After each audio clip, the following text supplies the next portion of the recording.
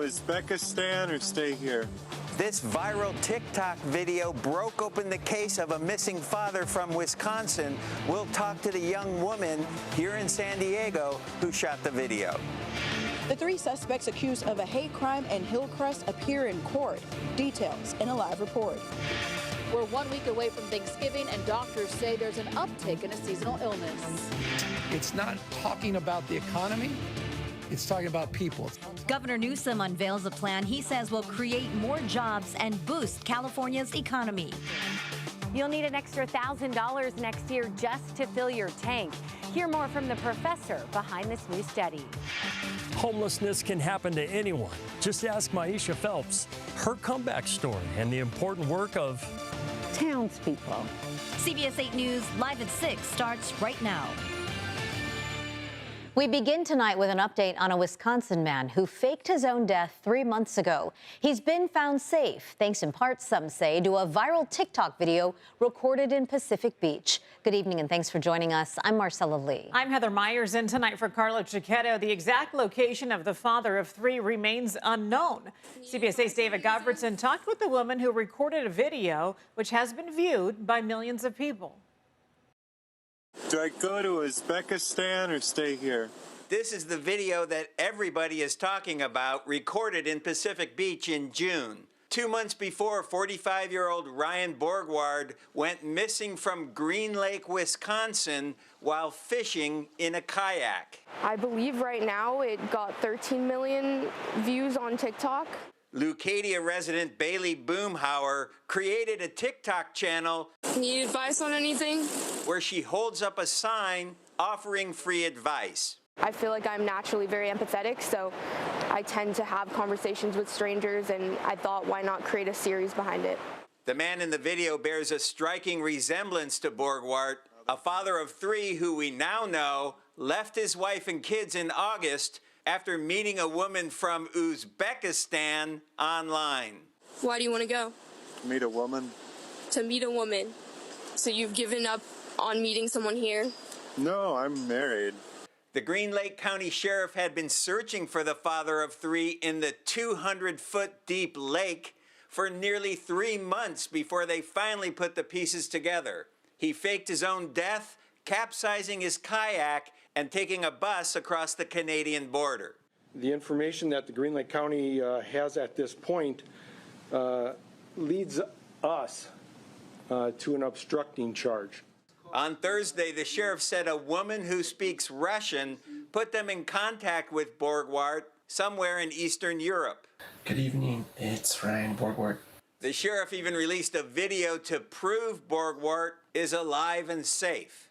I'm in my apartment. As for that viral TikTok video from Pacific Beach, And it was as back. Uzbekistan. The Green Lake Sheriff tells me it is not Ryan Borgart. I understand that the sheriff said that they don't think it's him. It's just very interesting, the resemblance and the story behind it. The social media influencer now has this advice. I think the most important thing is to patch it up with your family because, like, regardless of your actions, they still are going to have that unconditional love for you.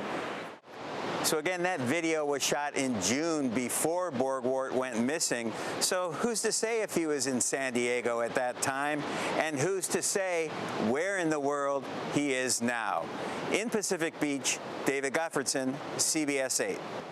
So the Green Lake Sheriff says his office has spent about $40,000 searching for Borgart. They are still hoping that he returns home, even though he's most likely now facing criminal charges.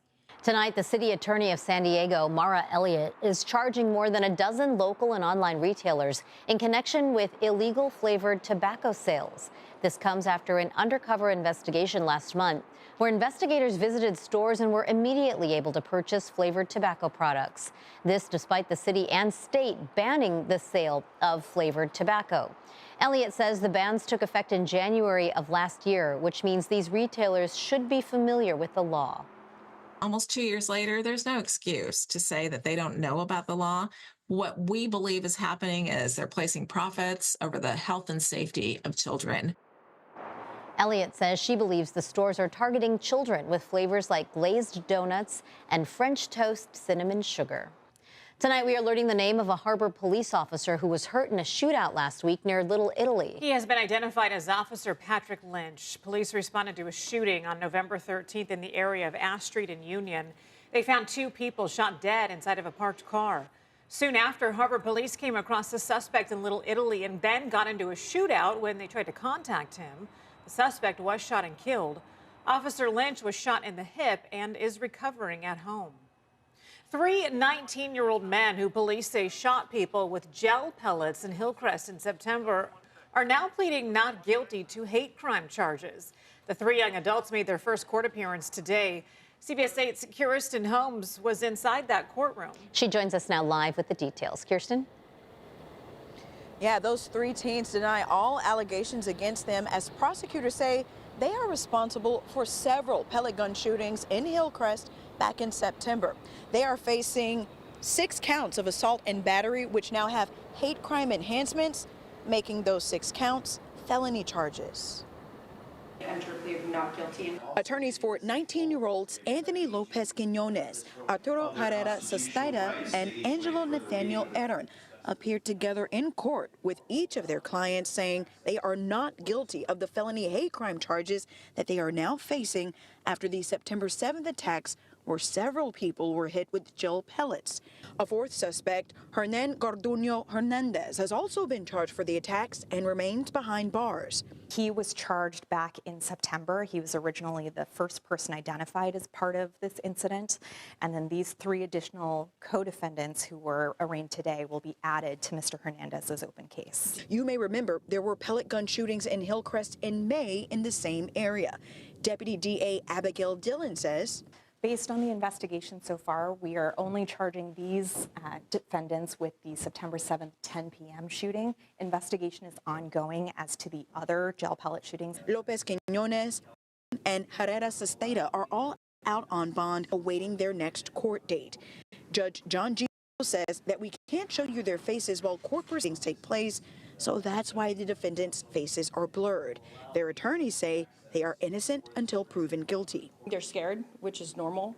I don't believe most of them have criminal history. Again, we don't have discovery, so I can't say that for sure, but they're 19 years old and criminal proceedings are scary. Mr. Lopez is a young man. He has a very impressive past and a very bright future in front of him. I'm confident that once the process plays out, he will be vindicated. Prosecutors say they take hate crimes in San Diego very seriously. There really is no place for hate in our community. These types of crimes are extremely harmful to victims because it doesn't just harm the individual victims who are involved, but also it sends a message to every person who shares that targeted characteristic. I would just ask for everyone to keep an open mind. Like we said, these are young men. We don't know what the motivation behind this was. The suspects are expected back in court in December for a readiness hearing, and then they will be back in court in February for a preliminary hearing. Reporting for CBS 8, I'm Kirsten Holmes. Back to you. Thanks, Kirsten. The San Diego County Registrar of Voters has released another batch of election results, and the race for Oceanside's next mayor has taken a twist. Incumbent Esther Sanchez has now taken the lead over challenger Ryan Keim. She is now leading by 173 votes. At one point, the vote difference was just 31 votes. We're told the registrar's office still has about 20,000 ballots left to process countywide, but it is unclear how many are for the city of Oceanside. We are expecting another update right before Thanksgiving next week. We will have all the updates on other races posted on CBS8.com. Governor Gavin Newsom is announcing a new plan to boost jobs across California. The governor was in Fresno today, where he unveiled the California Jobs First economic blueprint. Through it, the state will invest $120 million over 3 years to create new jobs in 10 key industries. Local leaders from 13 regions helped to shape the plan, giving each area a say in the economic future. The full blueprint is expected to be released early next year. Tonight, local doctors are warning about an increase in winter illnesses, just as families are starting to plan their Thanksgiving celebrations. CBS 8's Abby Black breaks down what you need to know before you gather for the holiday.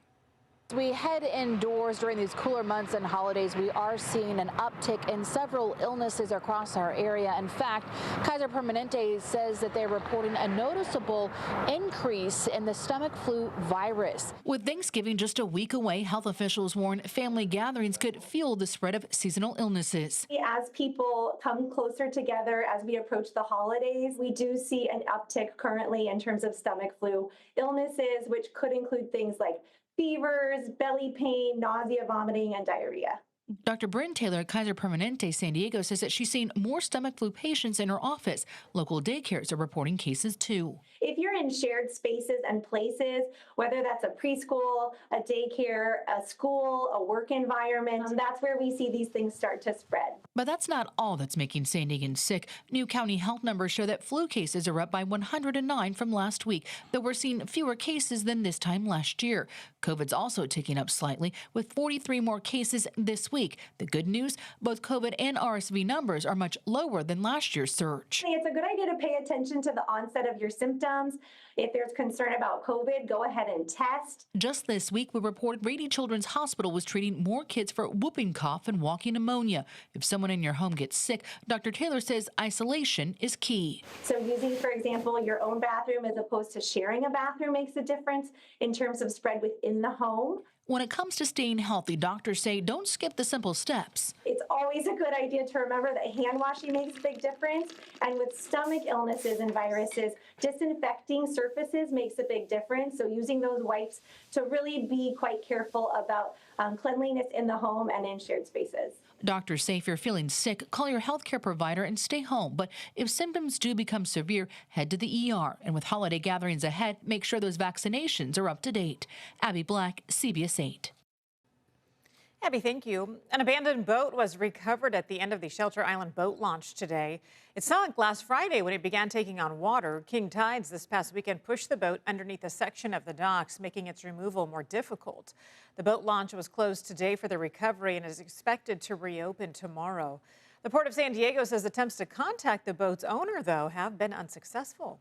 It may be a little louder than normal tomorrow for people who live along the North County coast. Camp Pendleton says to expect increased military aircraft noise tomorrow. Officials say it's all part of standard operations, adding that local aviation units will make a series of scheduled flights over coastal areas near the base. So it might be loud, might be some, I don't know, some cool visuals, too, if you could. Yeah. You can catch them. Yeah, but if you hear some noises, now you know what that is. All right, a new study finds Californians could be paying $1,000 more for gas next year. We'll have those details still ahead, plus how a new warning from the FAA could impact people who are traveling for the Thanksgiving holiday. And we'll show you some of the nasty weather that's battering parts of California and the Pacific Northwest. And we're dealing with high pressure right now, but we are looking at an atmospheric river that's going to be weakening as it gets closer towards us. So still warm and dry for tomorrow. Looking at a chance for some wet weather into the forecast this weekend, all the way through Tuesday, and drying out by Thanksgiving. Details ahead.